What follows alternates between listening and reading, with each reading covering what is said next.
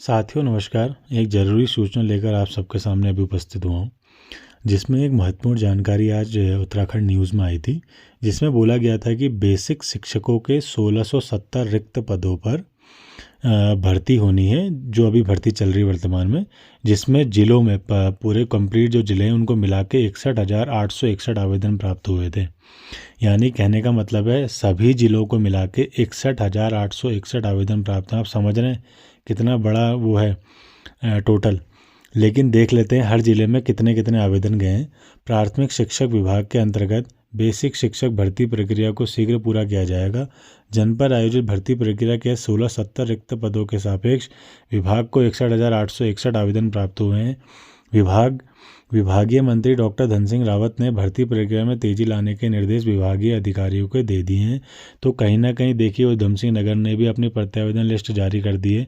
तो अब आज या दिन तक या शाम तक देहरादून से सभी ज़िले को निर्देश दे दिए जाएंगे कि आप भी अपनी अपनी प्रत्यावेदन लिस्ट जारी कर दें। तो कहीं ना कहीं हमें आज दिन तक या शाम तक इन प्रत्यावेदन लिस्ट देखने को मिल जाएगी।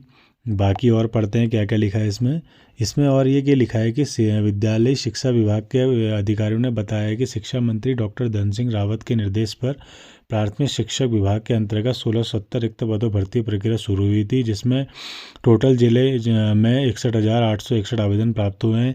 अब देखिए पौड़ी जनपद में 230 रिक्त पद हैं और उसमें 6600 आवेदन प्राप्त हुए हैं एक ज़िले में, जिसमें पौड़ी का एक ज़िला है जो 6600 आवेदन गए हैं।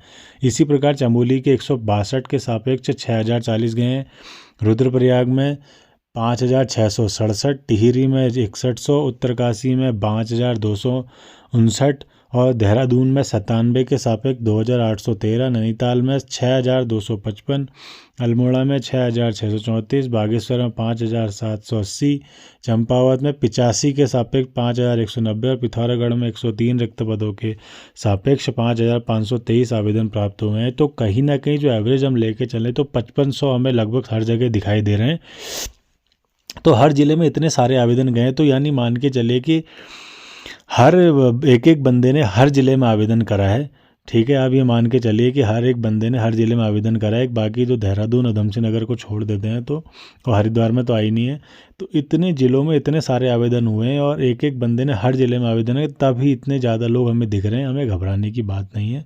बस आप ये देखिए कि जब प्रत्यावेदन लिस्ट जारी हो जाएगी तो उसके बाद हमें ये देखना है कि मैक्सिमम जो गुणांक बन रहा है वो उस ज़िले में, उस पर्टिकुलर ज़िले में कितना जा रहा है। फिर थोड़ा अंदाज़ा हम लगा सकते हैं कि कितने गुणांक पहली काउंसलिंग में लिए जाएंगे। उसके बाद देख लेते हैं इसमें क्या बोला गया है कि विभागीय अधिकारियों ने बताया कि सभी जनपद में अभ्यर्थियों द्वारा आवेदित आवेदनों की स्क्रूटिनी की जा रही है।